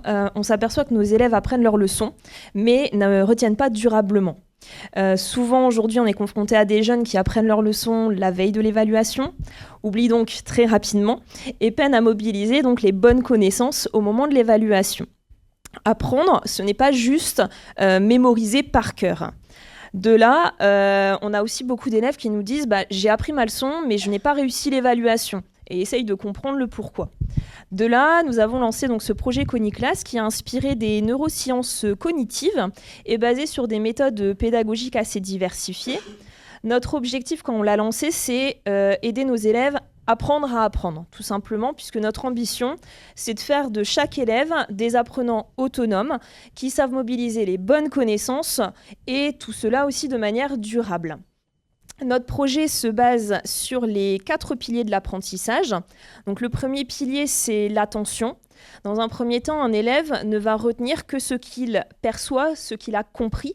Donc, dans nos cours, nous avons ciblé des essentiels pour faire en sorte de limiter la surcharge cognitive et aussi mis en place des consignes beaucoup plus claires. Dans un deuxième temps, c'est l'engagement actif, c'est-à-dire qu'un élève passif dans nos classes ne va pas mémoriser, ne va pas retenir. Donc nous avons couplé le projet avec des méthodes de pédagogie active qui visent à rendre l'élève vraiment acteur de ses apprentissages. Le troisième pilier, c'est le retour sur l'erreur, c'est-à-dire qu'on fait en sorte que l'erreur n'est pas considérée comme un échec, mais comme un levier de l'apprentissage. Donc pour cela, on fait des feedbacks qui sont personnalisés après les évaluations, on fait des auto-évaluations, on fait des corrections aussi beaucoup plus interactives. Et dans le quatrième pilier, c'est la consolidation, donc c'est-à-dire que par des plannings de mémorisation, on essaye d'ancrer les connaissances, mais plus durablement. Du coup, pour faire tout ce dont Céline vous a parlé, on a différents outils à notre disposition. Donc, on utilise par exemple des fiches de mémorisation actives. Donc, le principe, c'est une petite languette où il y a la question. Ils doivent ouvrir pour avoir la réponse. Donc, toujours dans cette idée de action, activité. Ensuite, on a donc des marque-pages procéduraux qu'on utilise. On utilise aussi le logiciel Anki. Donc, on profite justement du numérique avec des cartes flash en fait, mais qui reviennent au temps opportun en fonction de la difficulté ressentie par l'élève à faire la carte. Ça va revenir au moment où sa mémoire va être la plus efficace pour l'apprendre, le retenir à long terme. Donc on utilise ça, on utilise donc tout ce qui est pédagogie active avec les classes puzzle, les classes autonomes, etc. pour bien insister sur ce que Céline a dit, donc l'élève soit acteur de son travail, acteur de sa réussite. On a une salle de mémorisation là, qui a été mise à disposition par le lycée, donc tous les midis, les élèves sur la plage du midi peuvent aller travailler avec tous ces différents outils pour l'aide à la mémorisation du coup. Au niveau des résultats, donc on a fait sur 6 classes, là c'est le test cette année, c'était sur 6 classes de seconde avec les matières donc maths, histoire, français, SVT et espagnol. On a remarqué une belle progression quand même des élèves au niveau de la mémorisation, avec notamment du coup entre l'épreuve groupée 1 et l'épreuve groupée numéro 2, par exemple en histoire, ils ont pris plus de points.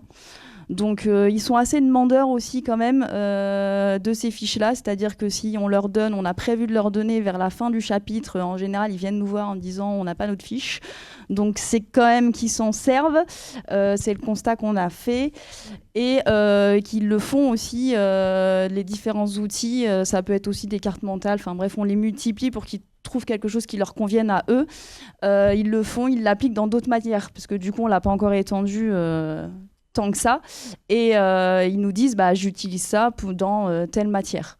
Donc c'est plutôt des résultats qui nous font dire que le projet, on a envie de continuer à le mener encore davantage. Et aussi avec du coup ce côté feedback, ils prennent un peu confiance en leur capacité aussi d'apprentissage. Donc ça c'est aussi le côté sympa, c'est qu'ils prennent confiance en eux finalement dans leur apprentissage. Et du coup, au niveau de ce qu'on souhaiterait faire, c'est l'étendre à davantage de matières, l'étendre au première, au terminal, donc à plus de niveaux. Du coup, que des enseignants viennent nous suivre dans notre aventure. Et le dernier point, c'est d'optimiser encore, puisque là, on s'est focalisé sur certains outils. Il en existe encore plein d'autres, avec aussi l'IA, tout ça. Donc ça, continuer notre travail pour encore optimiser les outils à proposer aux élèves. Voilà.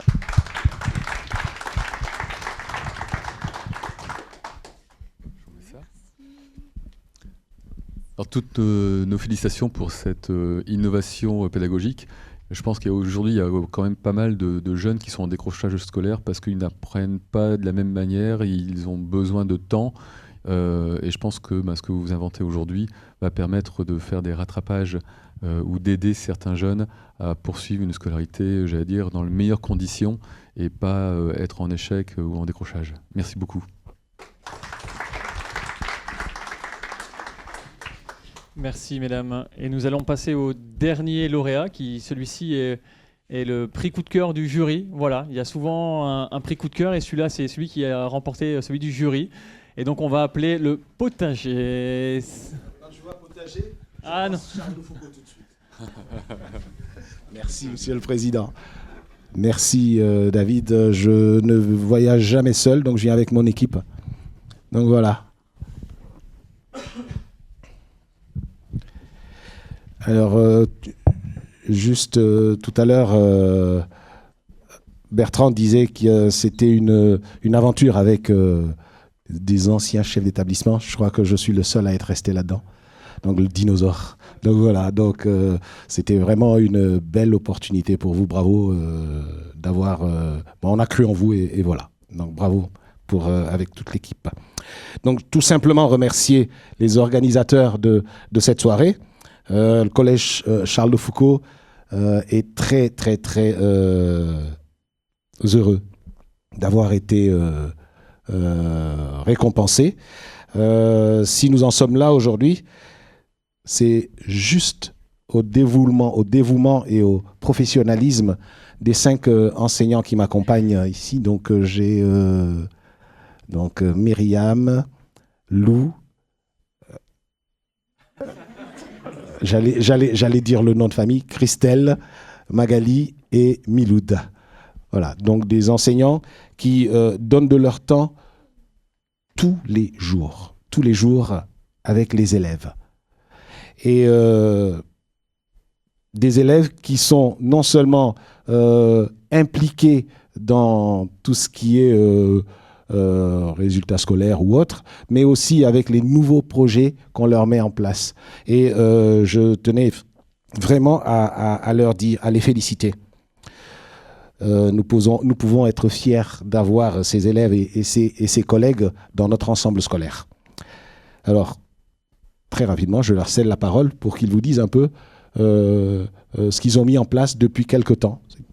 Et je pense que c'est Magali qui va prendre la parole. Elle est stressée. Vous pouvez l'applaudir. Hein. Voilà. Merci. Bon. Du coup, j'ai mes notes parce que je suis très stressée. Voilà. Je suis ravie aujourd'hui d'être ici avec mes chers collègues. Le projet potager a pris naissance par un club comme vous.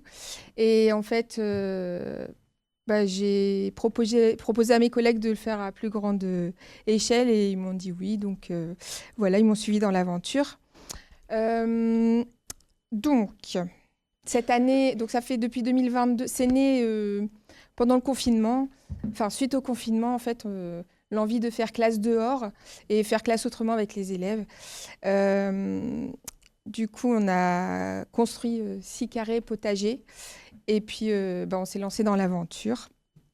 Et puis, on s'est encadré de partenaires pour développer tout ça. Mais on va dire que le plus gros du travail, c'est les élèves en fait qui prennent plaisir, mais qui apprennent plein de choses. Et puis, la relation, on parlait de relation tout à l'heure. Et en fait, on crée une relation autre avec l'enseignant. On leur apprend des choses, mais eux aussi nous apprennent des choses dans les échanges. Aussi, dans un monde où l'urbanisation se développe, en fait, on voulait aussi leur faire un contact avec la nature et puis redécouvrir des choses qu'on ne prend pas le temps de découvrir. Moi-même, j'ai découvert dans mon jardin la biodiversité qu'il pouvait y avoir dans mon jardin que je n'avais jamais vue. J'ai pris le temps et puis donc je voulais le partager avec les élèves. Voilà. On a la chance au Collège Charles de Foucault d'avoir de grands espaces verts. Donc on a pu exploiter et développer pour permettre un apprentissage autrement aux élèves. Ils ont pu... les carrés potagers, ça sert de support concret aux élèves pour apprendre des choses sur le monde du vivant. Et également l'éducation au développement durable qui est très importante actuellement, on le disait tout à l'heure. Ils effectuent un travail en équipe, ils s'entraident. On a des élèves de 6e, du club potager aussi, où là on a un multiniveau. on a des élèves du dispositif Ulysse. Donc on a vraiment une relation, une entraide et puis aussi l'inclusion qui se fait. Voilà. Tout ça est animé et motivé par notre participation au concours de France du potager avec l'association Landestini. Et pour la 3e année consécutive, on y participe. On a déjà eu 2 prix pour la biodiversité. Donc les élèves étaient très ravis. Et nous aussi. Voilà. Non, mais c'est une récompense du travail accompli. Voilà. Les objectifs sont multiples. Déjà, je voulais rendre dynamique et attractif l'enseignement des sciences. Les initier au plaisir et au goût du jardinage, qui peut être une activité physique et puis aussi découvrir un monde vivant autour de nous et très agréable à regarder. Qu'est-ce que j'ai dit d'autre ? Oui, aussi, qui deviennent des citoyens responsables et actifs, en fait. Donc, on est depuis 3 ans refuge LPO. On a travaillé avec la Ligue de protection des oiseaux. Et en fait, on développe la biodiversité au sein du collège. Donc, on a fait le potager. Et avec la LPO, on a installé des prairies fleuries. Donc, on a aménagé des prairies fleuries. Ouais, on a installé aussi des nichoirs, voilà. Donc en fait, on développe tous des endroits propices au développement de la biodiversité. Voilà, comme les enfants pratiquent, c'est eux qui installent, qui mettent en place tout ça, eh bien ils respectent plus l'environnement, la faune, la flore. Et donc, c'est très positif, voilà. Si j'oublie des choses, vous m'aidez. Ça permet aussi l'éducation à la citoyenneté, à la santé par rapport aux récoltes qu'on va faire, un atelier culinaire qu'on peut faire avec les Ulysses, leur apprendre à bien s'alimenter et à aussi respecter les saisons dans l'alimentation. Voilà, j'ai bien tout fini. Voilà, donc je suis contente d'entretenir ce potager avec les 5 enseignants. On organise de façon hebdomadaire des ateliers pratiques, donc ils font tout de A à Z. Donc la préparation du sol, on va faire on va démarrer les semis en godet ou en pleine terre. Ils vont entretenir les plantations, ils vont faire des récoltes, et puis ils vont nettoyer et on refait des semis. On a mis en place les jachères, mais c'est quelque chose qui s'entretient et qui se renouvelle chaque année. Voilà. En conclusion, notre potager, en fait, c'est pas un jardin, c'est un laboratoire naturel. Voilà, c'est... Si, j'arrive plus. Ouais, attends, j'arrive. Ça permet donc aux élèves d'apprendre autrement et de devenir des citoyens responsables pour demain. Voilà. Ça nous permet aussi de pérenniser des actions avec la biodiversité dans le cadre de la labellisation Éco-Collège à laquelle on participe. Et cette année, d'ailleurs, on a, avec Monsieur Mrana, donc Miloud, qui s'est formé pour l'apiculture, on a proposé un atelier d'apiculture aux élèves éco-délégués volontaires.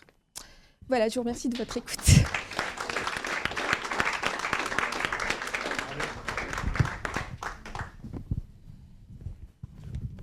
Merci.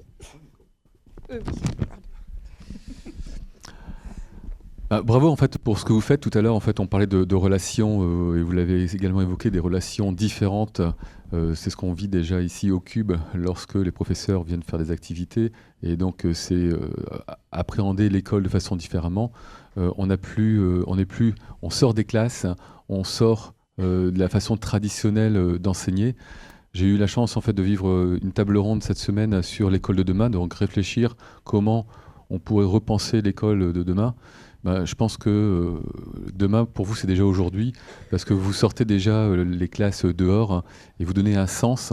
Et c'est pas uniquement une classe, mais vous travaillez ensemble et avec différents niveaux, différents élèves, différentes classes avec difficulté, pas difficulté. Et une communauté travaille ensemble pour le bien, pour découvrir ensemble et grandir ensemble. Donc bravo pour être déjà un peu novateur et en avance sur l'école de demain.